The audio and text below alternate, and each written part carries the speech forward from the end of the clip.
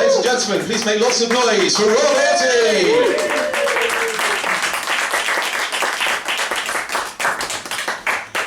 Good evening, everyone. Good evening. Hello. So yeah, I've also travelled down from Gloucester. It's not a bad place. We've got laughs just to say Gloucester. It's not a bad place though. But like everywhere at the moment, local business has struggled. We recently had to close down a local factory that makes cannabis. And we've also had to delay opening a local cafe due to some poor construction work by a local builder called Fred West. Oh. So, that's the level I'm going. So how is everyone? Is everyone okay? Because let's face it, the last year and a half has been shit, hasn't it? Yeah. And unfortunately for you guys, that's not going to improve for the next 10 minutes. But I think we need to hear we want to hear some positive news, don't we? Sadly, that's a COVID test. So we've had, a couple of weeks ago, we've had all the panic buying on the fuel, and a lot of people have been blaming the general public. But I also think that the media need to take some responsibility for that, because they've done a really good job in the last 18 months of scaring the living daylights out of everyone. At the beginning of the pandemic, it was toilet paper. But I understood the logic in that, because every time I watched the news, I shit myself. Plus, we all knew we were about to go into lockdown. And I'm single. And you know what happens when you need a tingle? But I never thought I'd see the day where in society, this handshake is more acceptable than this. So during lockdown, I actually attempted to do online comedy, and it didn't go very well. A bit like this, really, but but I do have a bit of advice for fellow acts, because let's face it, we might have to go back into lockdown probably from about next Thursday. That if you need to go to the toilet before your set, don't announce it on group chat and close your bathroom door. Otherwise, your call of nature could end up on the internet. Talk about live streaming. But as far as gigs go, that one went really well. Everyone laughed because it's tiny. So I'm 44 and I work at my local council, and yeah. I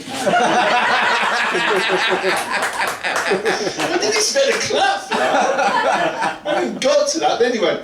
So last year they made me an essential key worker. Yeah. Don't congratulate me. That means you're all fucked. Because the reason I signed up for that job was to protect you from me. Because I'm unskilled and no good under pressure, as you can tell. Unskilled, no good under pressure, and I've forgotten my next line. You're a road sweeper. Yeah, I'm not a road sweeper, it's worse. I'm a custodian. But you wouldn't want me as a firefighter or paramedic. The only reason I should be a key worker, I keep mislaying my keys. At work, I'm described as funny, but on the verge of a breakdown. When I do comedy, I'm described as on the verge of a breakdown. Now, I don't get many laughs, but people do stick around until the end, just in case I have a breakdown. That's why I brought Rob down with me. As I mentioned, I am single. For good reason. I have a cold for 9 months of the year. For 3 months, I have hay fever. I'm very uncomfortable around the opposite sex because of my erection. And work at my local council because I have emotional outbursts over the smallest things. My erection. That being said, I have had successful relationships. I've had sexual ones too. I met somebody once where we connected on all levels. Music, ideals, personality. Neither of us had one. But there were 2 things that fucked it up for us both. She had OCD, and I live in the middle of Gloucester in a shit tip. She walked out on me, which came as a surprise, because I thought I locked the door, and she insisted she checked it 132 times. But I don't blame her for walking out on me. But before she left, she could have done the decent thing and tidied up.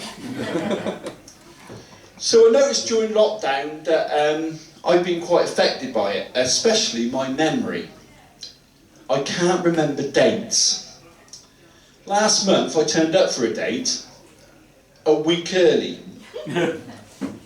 I made all my best efforts. I cleaned my glasses. I showered, and I put on my best shirt. Iron Maiden somewhere in Time Tour 2008. Or Donington Monsters of Rock. But anyway, she didn't turn up, but she did text me to say, I'll see you next week. And I thought, okay then, so I turned it the next week, but she's not there. And then I realised the message I sent her probably didn't help. Where the hell are you? You could have given me one chance, and I can change. But not out of my Iron Maiden t-shirt. Oh, hey up, what's going on here? I don't know this one, does anyone know the words? Can they help me, please? Water boys. Water Boys, thank you. Is that the one with Adam Sandler in? That's the water boy. So anyway, she didn't turn up. But because of the text message. But it might have been the fact that when I had that date, I booked the table for 2, but there was no way of getting up there because there was no ladder or no steps. I thought I'd try that one out. I only one opportunity. So, the one thing I've missed during the lockdown has been live music. Is anyone a fan of live music here? Yeah. It's good to hear, thank fuck for that. But one thing I've missed is the music festival experience. But I think whatever music you're into, you all miss the music festival experience just during the pandemic for an opportunity to feel unhygienic. But there are some people that will go to a festival, and I don't mean to be vulgar, but I think I'll get away with it, because I'm in Poole, without taking a shit. I am not one of those people, because I'm 44 years old, and I have a regular poo clock, which goes off at 8 o'clock in the morning. Like Deliveroo. Yeah. Yes, like Deliveroo. They turn up at 8 o'clock. I never ordered Deliveroo, so I don't know, but thank you. Anyway, where was I? Poo clock. Poo clock, yeah, regular poo clock, 8 o'clock in the morning, which is a good time at a festival because that time of day, normally they pumped out the portaloos, so you got a good percentage of getting a clean toilet. It's also a good time for me personally, because that's when I'm at work, and knowing that when I'm at work, I'm being paid to take a shit, I sleep better at night. But be warned, as you pass the food van, the smell of shit, bacon and onions is not going to help if you have to have a hangover, because you're going to have to queue to poo in the portaloo. But there is one portaloo that you never ever use.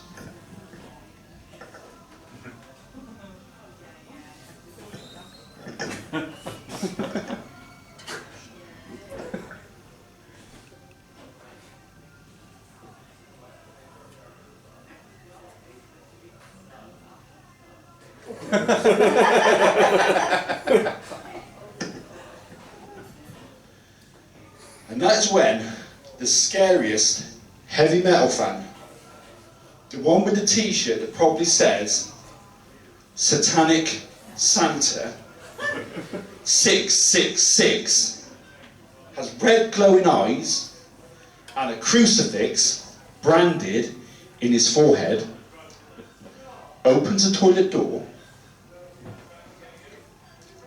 and reacts like this.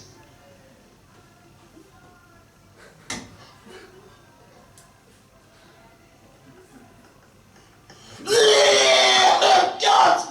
Oh God!